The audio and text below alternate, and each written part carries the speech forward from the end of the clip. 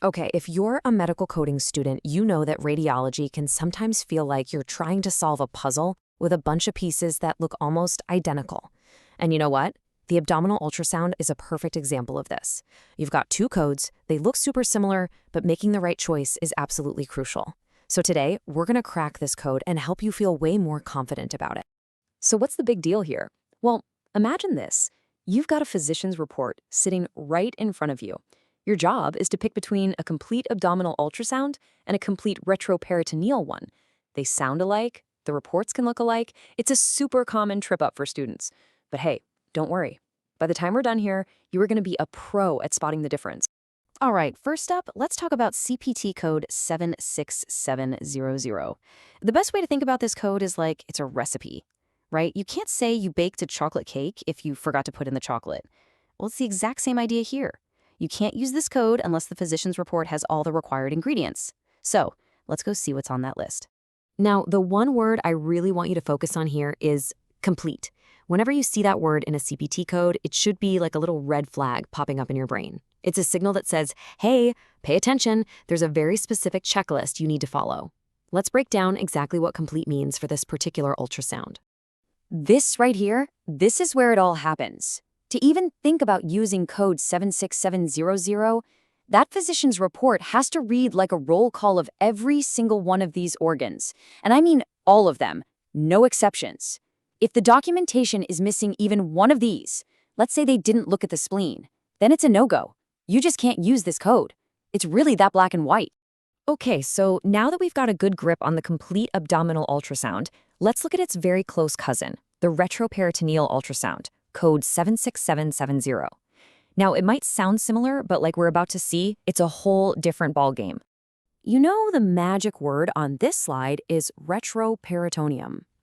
Think about the abdomen like it's a house. With the last code, we were looking around the main living area, but now we're going behind the walls, into that hidden space where all the important plumbing and wiring is.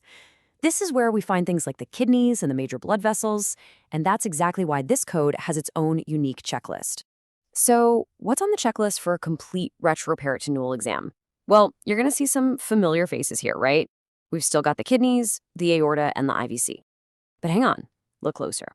The liver, the gallbladder, the pancreas, the spleen, they're all gone. And instead, we've got the common iliac artery origins. This is a much more focused exam, zeroing in on the vascular and renal system. But wait, there is a twist. You see, code 76770 has this sort of secret passage, an alternate route that can make your life a whole lot easier. But you can only use it under very specific circumstances. It all boils down to one simple question. Why was the exam ordered in the first place? And here it is. This is the secret key. If the patient's history is just screaming urinary tract problem, maybe they're looking for kidney stones or there's a bladder issue, then you get to unlock this incredible shortcut. In that specific case, a complete retroperitoneal exam is just the kidneys and the urinary bladder. That's it. Just two organs for the complete code. It is an absolute game changer.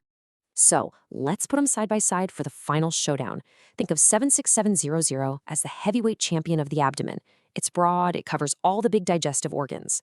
Then you have 76770, which is more like a nimble ninja with a laser focus on the retroperitoneum, and it's got that secret weapon for urinary tract problems. Your mission as the coder is to read the report and decide which one fits the bill. We've really picked apart these two specific codes, but now it's time to zoom out and look at the bigger picture, because the principles we've been using here, they're really the foundation for pretty much all of CPT coding. These are the rules that are going to guide you through every single coding puzzle you face in your career. This is the #1 most important rule of coding. You're not a mind reader, you're a detective. The physician's report is your only clue. Your job is to follow that evidence, and only that evidence, to find the code that perfectly matches what was done. No assumptions, no guessing, just what is documented on that page. And here's rule #2, and trust me, it's a big one. When you see that word complete, it is not a suggestion, it's a command. It means there is a checklist, and every single item on that list has to be accounted for in the physician's report. No excuses. If something's missing, you can't use the code. End of story. All right, let's bring this all home. We're going to wrap up with a final checklist that will not only help you with these two specific codes, but will really serve as a blueprint for pretty much every coding decision you make from here on out. I want you to burn these 3 pillars of documentation into your brain. They are the absolute foundation of compliant coding.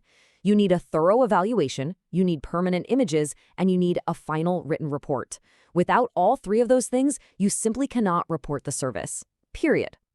So what's the bottom line here? Let's recap. 76700 is for the big picture, the broad abdominal scan. 76770 is for that focused close-up view.